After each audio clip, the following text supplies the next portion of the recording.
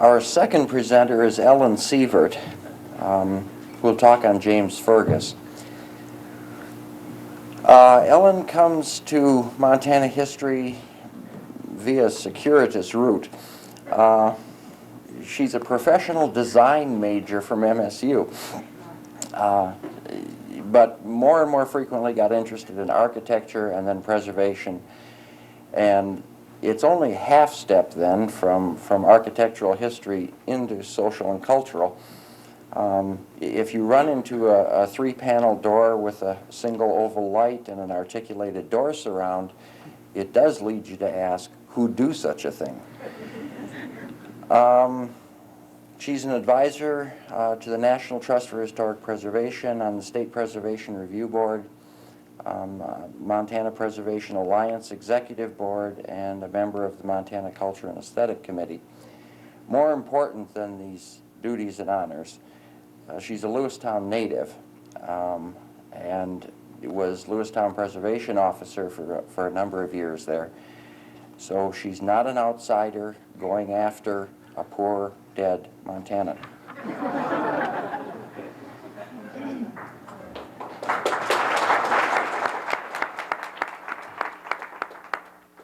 Thank you. The year is 1855, central Minnesota territory. You walk through the O.A. Churchill and Company General Store. Your eyes are drawn to a headline peeking out from a rack near the register. James Fergus charged with mismanagement and poor business practices.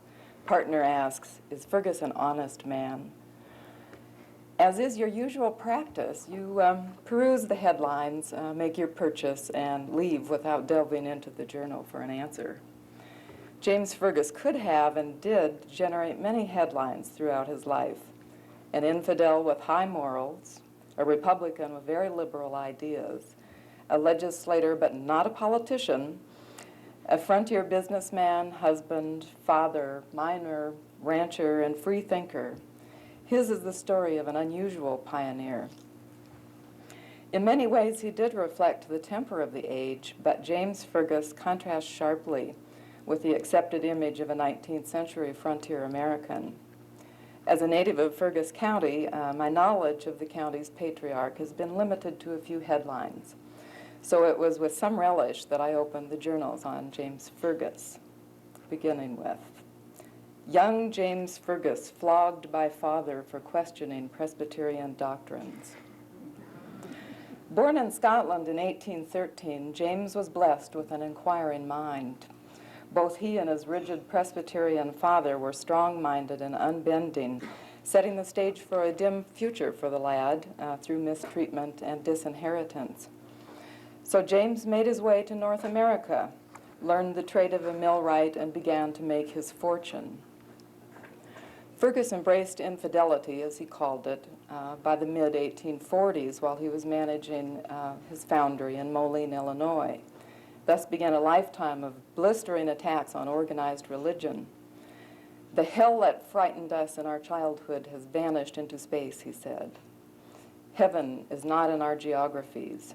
He seldom avoided confrontation if it would advance this liberal cause.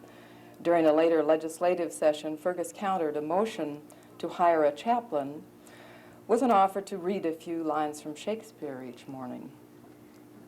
To Fergus, a combination of reason, common sense, and science would lead man out of his deplorable condition and blind faith in idols. If that was not enough, he also recommended regulating matrimony and, quote, cutting out all consumptives and mentally weak and all that sort of thing, and save the people the heavy expense of infirmaries, insane asylums, and similar state institutions. It would be better for the race, too. We would have taller and abler men and more beautiful women. If this could not be accomplished by law, I would take more heroic measures to regulate matrimony. Confirmed bachelor Fergus says he has a squaw out west. This headline, unfortunately, remained a one-liner. Far too busy working, studying, and saving money, he had no time to court and avoided social activities until he met a charming young woman of Scotch descent during the 1844 Christmas season. Pamelia Dillon charmed James Fergus at once, and they were married just 3 months after their first meeting. Typical of the hardworking James, there was no honeymoon. The next morning found him busy in his foundry. Within 5 years, 3 children were born to the union, giving the ambitious Scot even more responsibility. He doubled his normally strenuous efforts and immersed himself in the foundry. While his wife complained that he was not giving attention to his home and family, his business prospered. But his health began to deteriorate due to the excessive workload. He suffered with indigestion and nervous complaints that threatened him with a softening of the brain. His failing health led Fergus to sell his interest in the business after 8 years and cast about for new business potential. The search took him on a 6-week tour of eastern cities in 1853. James wrote home with eloquent descriptions of the fine life he was leading in New York and Washington, D.C., and Chicago and New Haven and so on. He said, "I wish you were all here with me. You could see enough of the world to enlarge your ideas and views of things." At home in Moline, surrounded by chicken pox and 3 children aged 2, 4, and 6, Pamelia had little hope of enlarging her ideas. Unable to find a business or location that attracted him, James returned to Moline and began to listen to the beckoning of distant frontiers. The Fergus family then moved upriver to sparsely settled Minnesota territory. What really happened at Little Falls? James Fergus entered into a partnership with William Sturgis and Calvin Tuttle for the purpose of developing the town of Little Falls, Minnesota, and associated enterprises. This effort at town speculation ultimately failed due to a combination of problems, including the National Depression, droughts, floods, and probably some ill-advised business decisions. The partners' meetings disintegrated into name-calling sessions, and Fergus was charged with mismanagement by a disgruntled partner. He, however, stubbornly refused to open the company books to his partners. There could have been some truth to the accusations, for while Fergus publicly claimed to have been financially destroyed by the disasters, he had prudently transferred much of his property to Pamelia's name when the businesses began to fail. In March 1860, Fergus patched things up as best he could with the Little Falls Manufacturing Company and immersed himself in a new partnership, the Pikes Peak Company of Little Falls. Yielding to the temptation of easy riches, the 4 partners prepared to cross the plains. His decision to leave his family and start for the gold mines of the Rocky Mountains was casually introduced to a rather surprised Pamelia. But James left detailed instructions on everything from what and when to plant, what animals to fatten and slaughter and sell, to company business matters and child care. He gave Pamelia the power of attorney over his property and remaining company shares so that she could act in his behalf. His prime concerns were for her to stall creditors, keep the books away from Tuttle, and try not to lose any more of their property. In addition, she was to keep taking and forwarding the New York Times, the St. Paul Press, and the Boston Investigator. In the 18 months James was away, she managed to save the land and livestock that they needed to survive. James, however, got poorer the longer he stayed in mind. He returned home to Little Falls, but only for a few months until the lure of mountain gold again drew him across the plains, this time to the northern Rockies. He again left his family on the Minnesota frontier, soon to be inflamed by a Sioux uprising, self-righteously providing his overburdened wife with yet another set of survival instructions. He didn't see them again for 2 years. With a newly purchased bull team, he joined the Fisk expedition and ultimately lighted in the Grasshopper Creek area, later known as Bannock. His industry and frugality provided the resources to once again unite the Fergus family, this time in Montana territory. As the family settled in together, James noted that there were major adjustments to be made. After pulling in separate harness for so long, they found themselves unevenly yoked.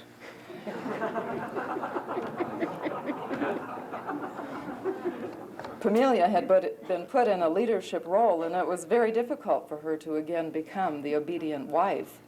When James predicted that his going away would be a great benefit by throwing his family on their own resources and forcing Pamelia to do business for herself, he did not realize what all that learning would do for their relationship.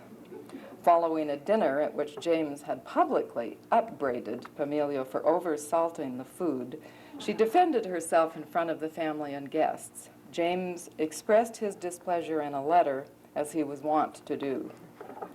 Quote, "Mrs. Fergus, I have not had an opportunity to give you my private opinion of the disgraceful scene that took place before Mr. Gilpatrick, Thomas Dillon, and your own family at dinner one day last week, in which you made use of such language as never fails to disgrace or at least lower a female in the estimation of all respectable people.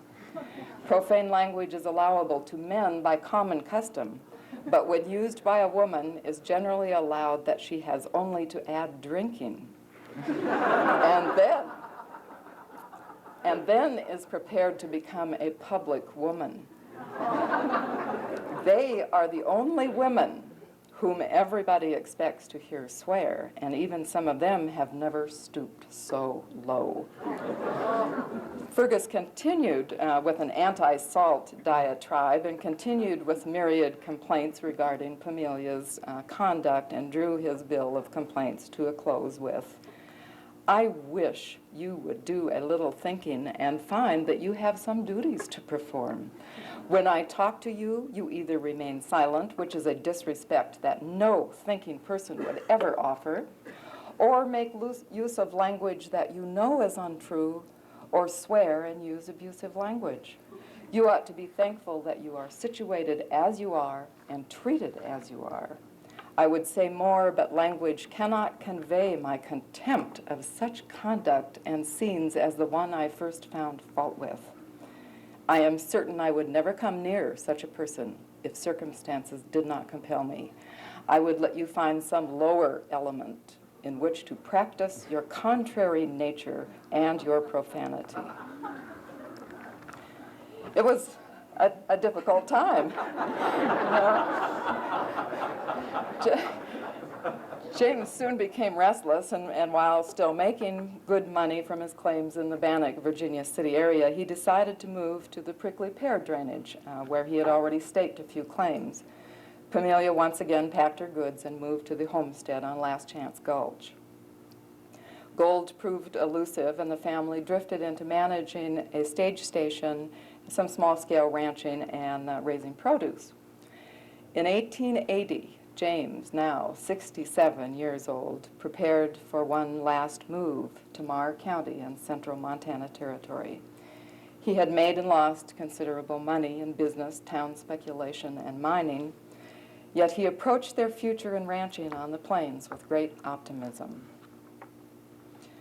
A legislator, not a politician, Fergus first took a prominent place in the conduct of public affairs in Montana while mining at Bannock. A member of the miners' court, he was appointed its first judge and won honor by his rulings and decisions. Later, he was the first recorder of Alder Gulch and was a county commissioner for Madison County. He was soon recognized as a man of action, a person who held interest in and gave thought to community affairs, and who did not hesitate to speak or pen his thoughts. After his move to the Helena area, he served 2 terms as Lewis and Clark County Commissioner and 1 term in the House of Representatives. James often worked in the center of controversy. He soon achieved a reputation as an outspoken advocate of accountability and reduced public spending, one who did not hesitate to stand for what he believed. James Fergus was elected to serve from Marr County when the territory issued a call for a constitutional convention in 1884. One of the most explosive issues before the convention dealt with mining taxation. Fergus opposed a tax break for mining unless all state business and industry received similar consideration. Attacked by the pro-mining press in Butte, James, never one to retreat from a confrontation, quickly responded in the Butte Miner. He considered a tax break for mining property to be unconstitutional. The argument that mining capital would avoid the state without special consideration swayed him not at all, and he said, "All right, let foreign capital stay away. Your mines will be worked out soon enough. Look at poor Nevada, where is the great Comstock worked out, and the Mackays and Floods are spending the proceeds in Europe. Our minerals are as much the wealth of this country as the grass or the timber, and why should we allow foreign corporations to carry off much of this wealth and not tax them on their investments the same as on any other property? Butte will be a second Virginia city, worked out, the bulk of its wealth in Europe, and these foreign corporations must be petted, favored, and pay less than other industries while they are carrying off our wealth, our capital that can never be replaced." When the delegates considered a preamble and a Bill of Rights, the committee report included a devout passage. "We, therefore, the people of Montana, acknowledging with grateful hearts the goodness of the great legislator of the universe." This immediately aroused the ire of the agnostic Fergus, who responded with a carefully written speech justifying the exclusion of God from the Montana Constitution. While he stood almost alone on the delicate issue, the speech did mark Fergus as one of the most well-read delegates in attendance, contrary to the image held of most ranchers.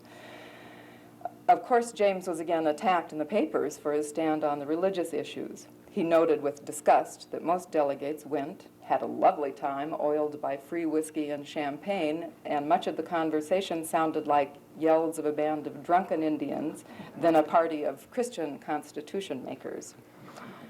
Though criticized for his opposition to the mining tax break and his unorthodox stand on religion, he did not lack for editorial support. Most agreed that our venerable delegate had every right to express his opinions and was too well equipped for the average politician to tackle. Similar issues would surface again the next year when Fergus received the Republican nomination for the 1885 Territorial Council.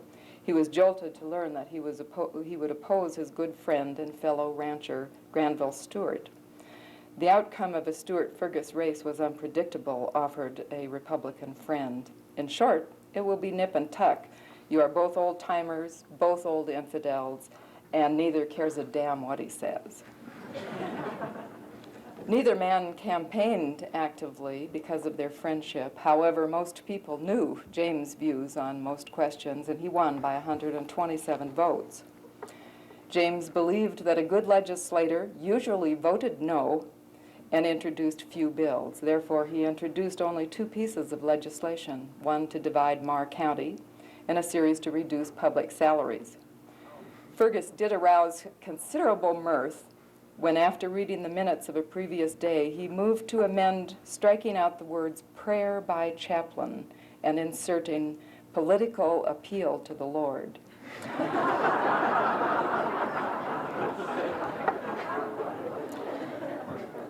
James thought the chaplain had made a remarkable prayer, during which he saw fit, in addition to much political news, to inform the deity that 100,000 men were trembling in their shoes for fear of losing their offices, and 100,000 others waiting anxiously to take their place. The Fergus motion lost by 1 vote. Fergus returned from the 1885 Territorial Council the patriarch of a new county named in his honor. In the fall of 1887, Pamelia Fergus passed away. The decade of the 90s found James a respected observer of the political scene, though his biting pen continued to prod both politicians and public on many issues. He rarely left the ranch, but continued a relatively active life until his death in 1902. James Fergus read an average of 3 hours a day for at least 40 years of his life. He surrounded himself with a private library of some 2,500 volumes in a dizzying array of subjects. He subscribed to some 40 periodicals. He had a quick mind and a sharp tongue, and he was a little radical in some of his views. There are still many unanswered questions, headlines that we haven't even touched on. One of my favorites was relayed by my grandfather, who arrived in central Montana about 1883. He said that it was common knowledge that James Fergus's hair turned white overnight. when he discovered that they had hanged the wrong man. This is a subject we didn't even touch on and don't have time to. But when I opened the journals on James Fergus, I just knew there had to be a jerk in there someplace. And I came away concluding that jerks must be in the eye of the beholder, as witnessed by these words which appeared in the New Northwest. Mr. Fergus is a thoroughly honest man, the noblest work of God in every sense of the word. His character is as sturdy as the mountains of his chosen home, and his life as pure as the snow that tips their summits. All hail James Fergus. Now, I invite you to look into this man.